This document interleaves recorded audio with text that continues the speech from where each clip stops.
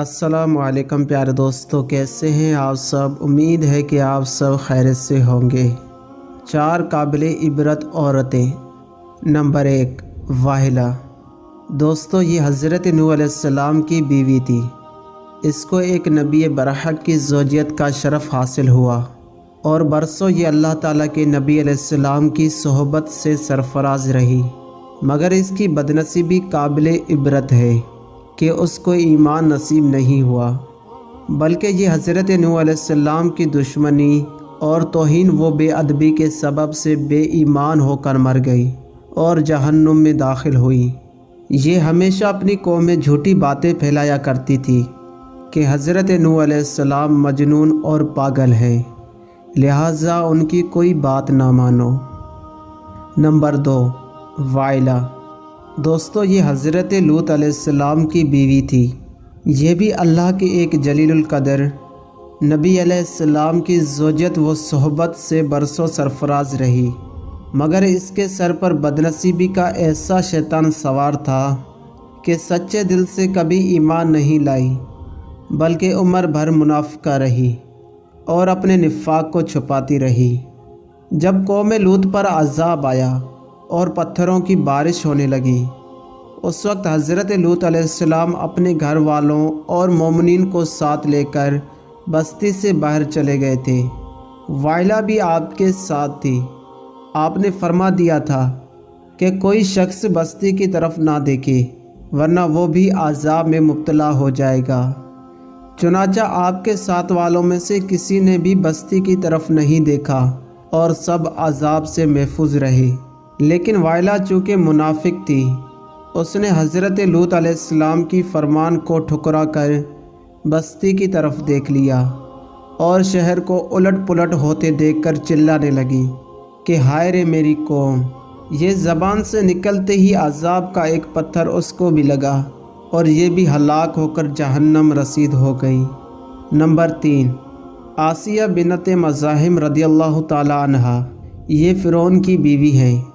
فرعون تو حضرت موسیٰ علیہ السلام کا بدترین دشمن تھا، لیکن حضرت آسیہ رضی اللہ تعالی عنہا نے جب جادوگروں کو حضرت موسیٰ علیہ السلام کے مقابلے میں مغلوب ہوتے دیکھ لیا تو فوراً ان کے دل میں ایمان کا نور چمک اٹھا اور وہ ایمان لے آئیں۔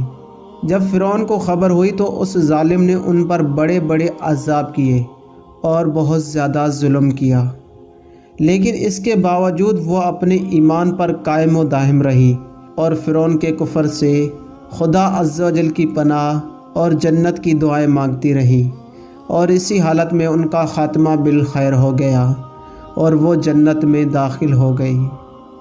ابن قسیان کا قول ہے کہ وہ زندہ ہی اٹھا کر جنت میں پہنچا دی گئی۔ نمبر 4، مریم بنت عمران رضی اللہ تعالی عنہا۔ یہ حضرت عیسیٰ علیہ السلام کی والدہ ہے۔ چونکہ حضرت عیسیٰ علیہ السلام ان کے شکم سے بغیر باپ کے پیدا ہوئے، اس لیے ان کی قوم نے طعن اور بدگوئیوں سے ان کو بڑی بڑی ایذائیں پہنچائیں، مگر یہ صابر رہ کر اتنے بڑے بڑے مراتب و درجات سے سرفراز ہوئی کہ اللہ عز و جل نے قرآن مجید میں ان کی ثنا کا بار بار خطبہ ارشاد فرمایا۔ ان 4 عورتوں کے بارے میں قرآن مجید نے سورہ تحریم میں فرمایا، جس کا ترجمہ یہ ہے۔